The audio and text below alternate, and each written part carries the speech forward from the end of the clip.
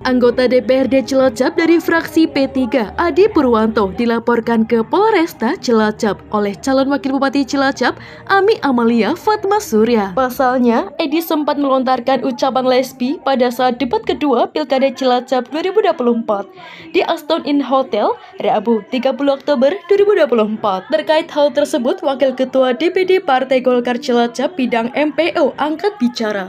Ekanto menghimbau untuk tidak menyakiti sesama anak bangsa dengan cara tidak beretika. Dengan dilaporkannya Pak Edi sebagai pembelajaran kepada siapapun untuk tidak asal bunyi atau asbun, asal berkomentar tanpa mempertimbangkan fakta-fakta yang ada. Berkaitan dengan kepentingan politik dari pihak lain dengan cara menjatuhkan lawan politiknya adalah isu murahan. Menurut Ekanto, sangat mudah membuat isu murahan seperti isu jual beli jabatan dan main proyek. Berkaitan dengan hal yang sedang hangat di masyarakat, Ketua DPD Partai Golkar Cilacap memerintahkan untuk tidak melawan atau menyerang lawan politik dan membuat statement. Ekanto setuju dan sangat mendukung proses hukum yang sedang berjalan hingga inkrah. Dan apapun hasil akhir daripada keputusan tersebut menjadi pembelajaran bagi semua pihak untuk tidak sembarangan menyampaikan pendapat. Golkar memberikan pandangan kepada masyarakat langsung bergerak dalam kegiatan yang bersifat politis dan sosial kepada masyarakat sehingga berdampak positif untuk masyarakat.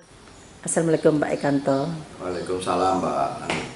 Pak Ekanto, terkait dengan Pak Edi P dilaporkan ini dari Pak Ekanto sendiri sebagai wakil ketua DPD Golkar Cilacap, apa ini Pak tanggapannya? Oke, terima kasih Mbak Ani. Selamat pagi juga. Jadi gini Mbak Ani, saya hanya ingin menyampaikan beberapa hal. Yang pertama adalah bahwa ini pembelajaran bagi kita semua.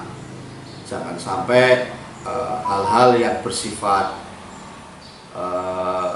menyakiti sesama anak bangsa dengan cara-cara yang tidak baik, tidak beretika, itu akan berulang.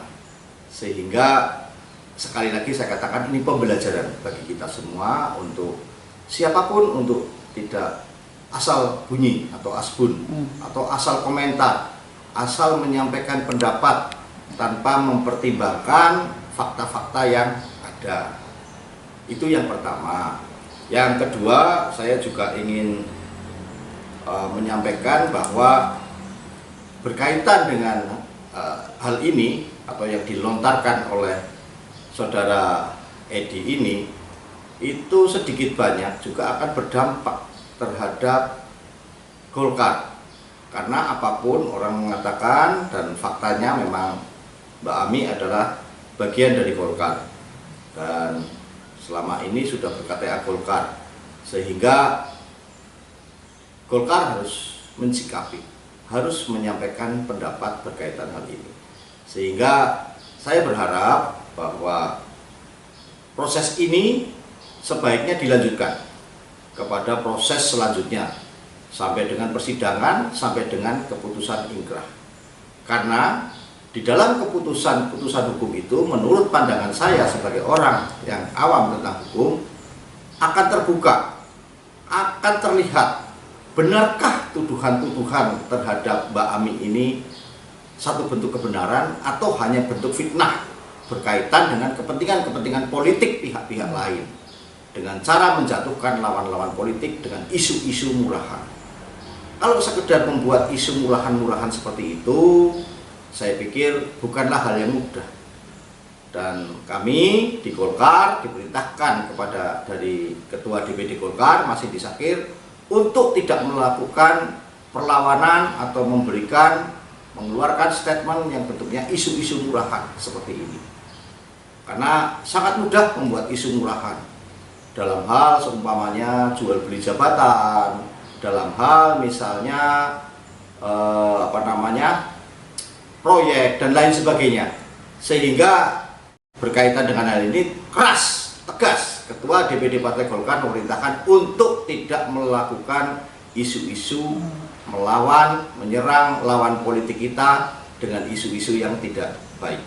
Jadi yang paling penting adalah Golkar memberikan pandangan kepada masyarakat, langsung bergerak dalam kegiatan-kegiatan yang bersifat politis, yang bersifat sosial kepada masyarakat dan berdampak positif secara langsung kepada masyarakat, sehingga masyarakat akan tertarik kepada Golkar tanpa harus menjelek-jelekan lawan politik lainnya. Demikian, Mbak. Berarti Pak Ekanto setuju dan mendukung terkait dengan laporan tersebut ya Pak?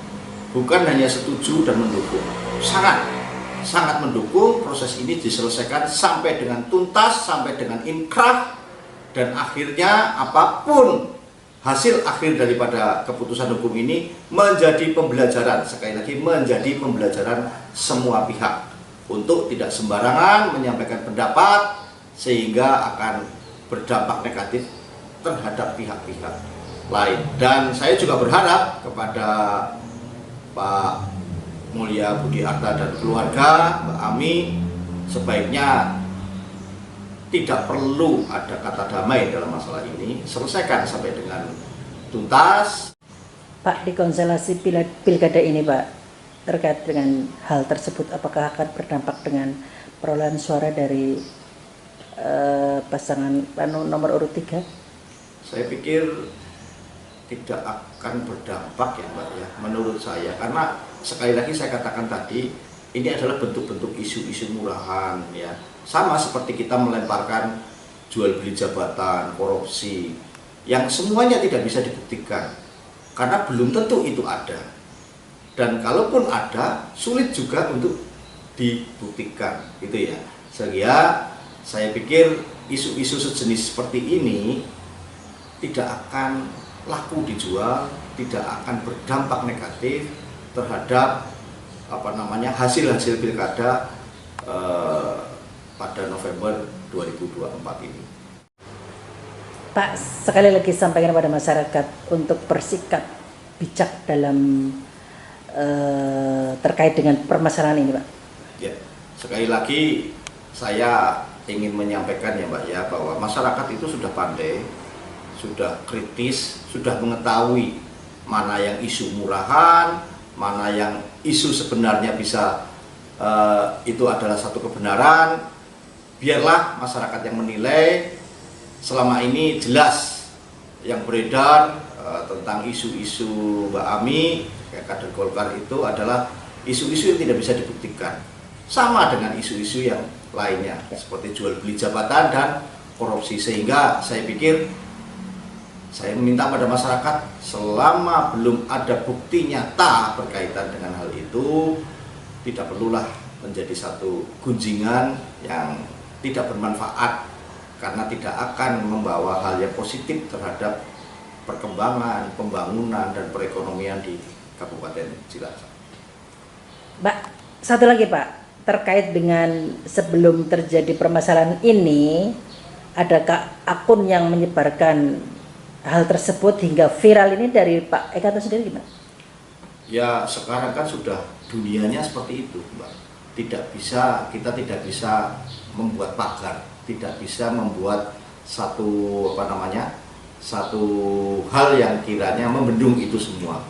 Kami tidak menuduh bahwa itu bagian dari kegiatan lawan politik kami, namun biarkan sekali lagi bahwa semuanya akan hilang dengan sendirinya, karena faktanya masyarakat tidak merespon adanya berita-berita murahan di media sosial berkaitan dengan Mbak Ami. Demikian. Ya, terima kasih atas perbincangan ini. Sama-sama. Selalu, assalamualaikum warahmatullahi wabarakatuh. Waalaikumsalam warahmatullahi wabarakatuh. Mantap.